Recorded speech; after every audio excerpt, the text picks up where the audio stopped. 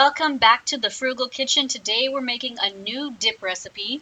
I thought I had found all the dip recipes I could make that were low cholesterol and low sugar, which I guess there's not really a sugary dip, but cholesterol and sugar are my two biggest issues with my health.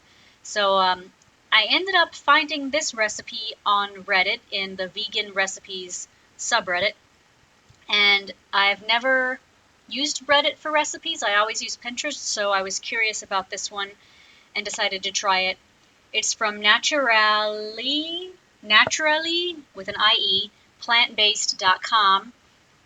The recipe asks you to start by cooking the zucchini in the oven at 400 degrees.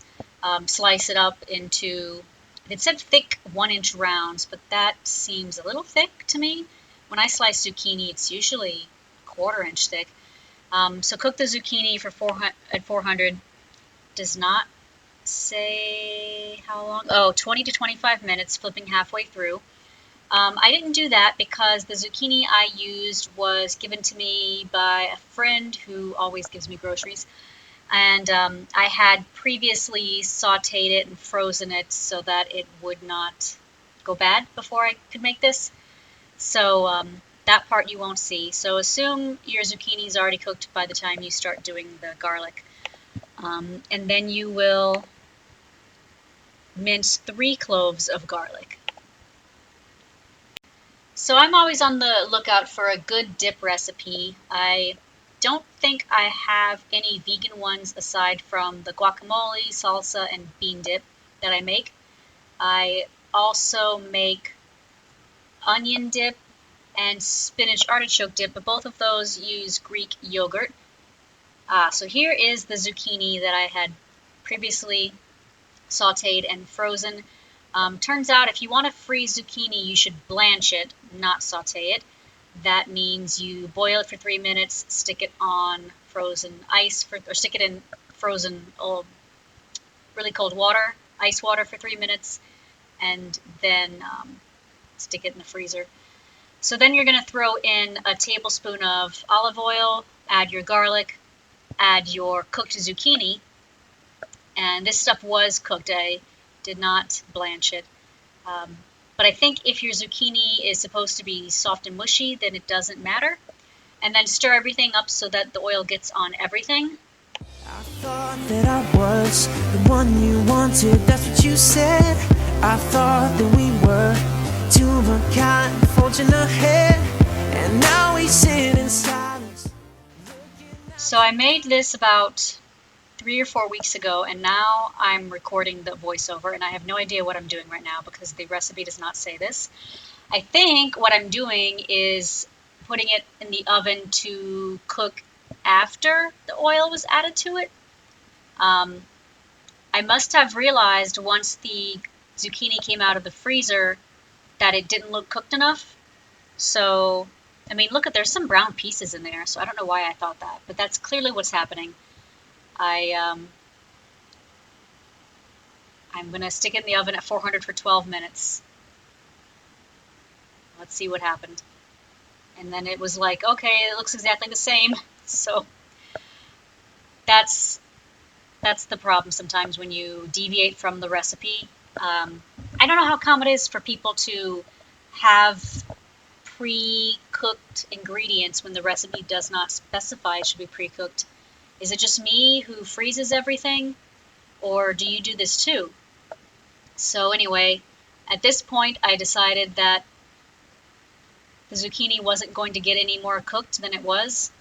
I don't know how I came to that conclusion, but I did, and I stuck it in the food processor. So the rest of the process of this recipe, which is quite a short recipe, or short video, it's super fast. I'm pretty sure I made this during my lunch break. I was working from home at the time, and I'm pretty sure I made this during my lunch break, and it took a few minutes to record, and would have been faster if I wasn't recording, but it's crazy fast.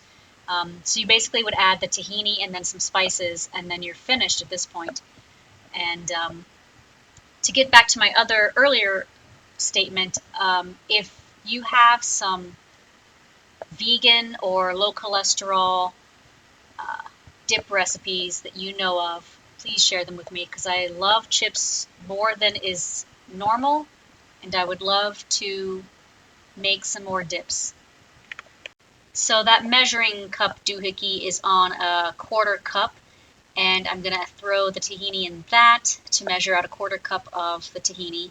I do this a lot with certain liquid or sticky kinds of ingredients.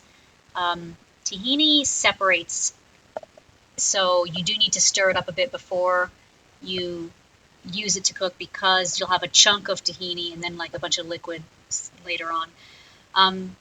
Tahini is not an ingredient a lot of people probably have in their kitchen, so I'm sorry if this seems like a little bit of an obscure ingredient.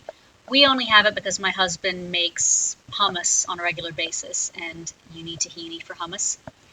Now you should be adding, if you have lemon zest, a tablespoon of that. I never ever have lemon zest because that involves a real lemon and why bother.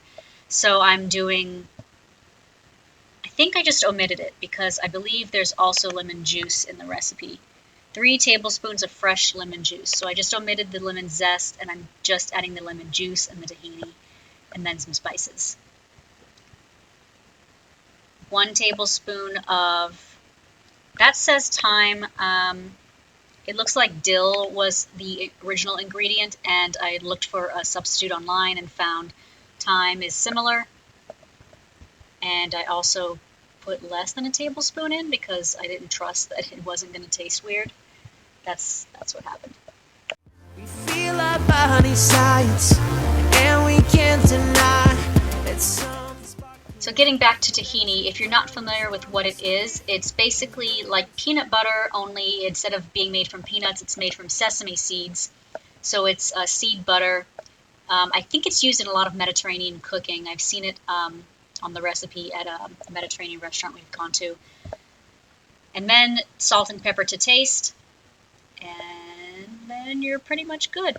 So I don't know how expensive tahini is, and if you were interested in adding it to your like ingredient list. Aside from making hummus, I don't know what else one could do with it. But it did make a very good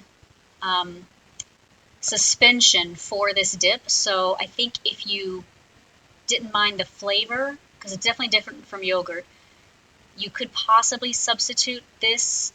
Like I may have been able to put spinach in this instead of zucchini, and honestly this tastes kind of like a spinach dip. It has that same texture, so it might work as a substitute, a vegan substitute for yogurt or cream cheese in other dip recipes. Although it definitely has its own flavor. You can taste what tahini tastes like. It's not like just some ingredient that is there to be a suspension or to be a certain texture. You can, there's flavor involved.